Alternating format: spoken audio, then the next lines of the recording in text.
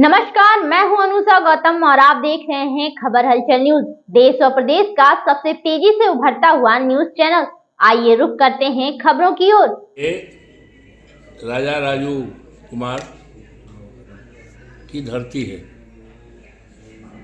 मैं आज यहाँ आया हूँ, उनको प्रणाम किया है और उनको श्रद्धांजलि और उनको पुष्प अर्पित किया है।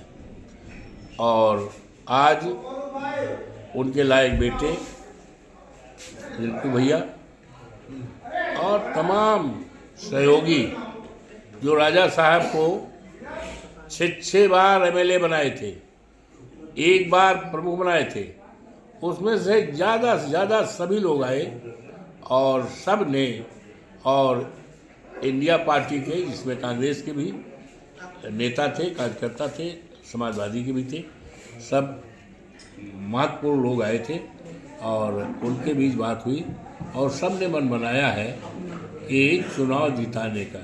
जहाँ तक आपने एक सवाल किया कि अयोध्या, ये लोकसभा सीट का नाम 54 लोकसभा फैजाबाद है, जनपद अयोध्या में स्थित है। अयोध्या का नाम तो पूरे देश दुनिया में है और भारतीय जनता पार्टी यहीं से राजनीति करती है।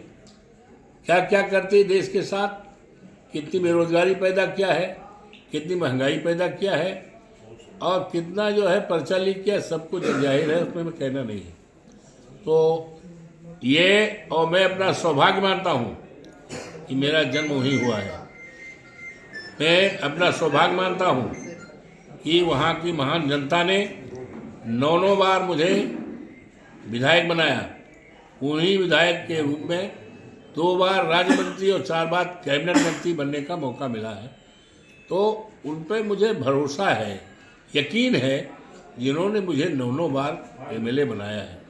तो निश्चित तौर से इंडिया पार्टी का जो मैं उम्मीदवार हूँ, अपने उन तमाम नेताओं को जो विपक्ष में हैं, आदरणीय अखिलेश यादव जी और आदरणीय राहुल गांधी जी, और विपक्ष के अन्य इंडिया पार्टी में जो नेता हैं, उनका मैं अभिनंदन करता हूं, स्वागत करता हूं, बधाई देता हूं। और लोकसभा फैजाबाद की सम्मानित भाइयों के द्वारा, सम्मानित बहनों के द्वारा, सम्मानित नौजवानों का और समाज के सभी वर्गों के सम्मानित लोगों के द्वारा मैं आश्वस्त करता हूं कि भारतीय जनता पार्टी जो भी उम्मीदवार होगा या है, वो हारेगा और इंडिया गठबंधन का प्रत्याशी अवधेश प्रसाद वो जीतेगा। और एक परिवर्तन की बयार चल रही है, चुनाव आते आते ये बयार आंधी के रूप में पूरे देश में हो जाएगी। भारतीय जनता पार्टी का सफाया होगा और यहाँ तक कि 80 सीटें उत्तर प्रदेश हैं।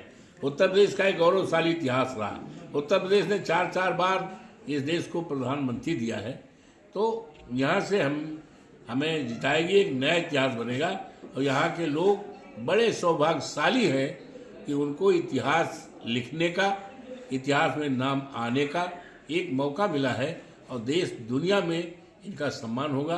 और मैं जीत के जाऊंगा तो सबका सम्मान करूंगा, विकास करूंगा और इतना सम्मान करूंगा कि मेरे मन में ये है कि आसमान छोटा पड़ जाए, इसी भाव के साथ।